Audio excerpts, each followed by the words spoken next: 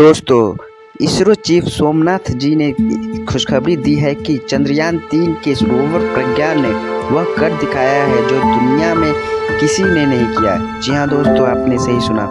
चंद्रमा पर वर्तमान में प्रज्ञान के स्लीप मोड यानी निष्क्रिय अवस्था में होने की स्थिति पर इसरो ने प्रमुख कारण बताए हैं। चंद्रमा पर तापमान शून्य से लगभग 200 डिग्री सेल्सियस नीचे जाने पर अत्यधिक प्रतिकूल मौसम के कारण इसके इलेक्ट्रॉनिक सर्किट अगर क्षतिग्रस्त नहीं हुए तो यह फिर भी सक्रिय हो जाएगा।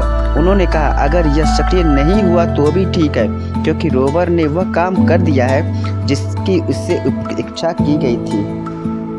इसरो यानी भारतीय अंतरिक्ष अनुसंधान संगठन प्रमुख एस सोमनाथ ने गुरुवार को कहा है कि भारत के मूल मिशन चंद्रयान-3 के रोवर प्रज्ञान ने वह काम कर दिया है जो इससे किए जाने की अपेक्षा की गई थी।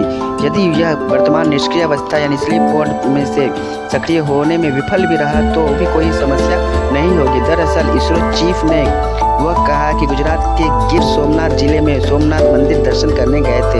इसके बाद यहाँ संवाददाता सम्मेलन में उन्होंने कहा कि राष्ट्रीय अंतरिक्ष एजेंसी अब एक्सपीडिटिव और टेस्ट के एक्स-रे पोलरीमीटर पर प्रक्षेपण के लिए तैयारी कर रही है। उपग्रह के प्रक्षेपण में यह प्रक्षेपण नवंबर या दिसंबर में किया जा सकता है।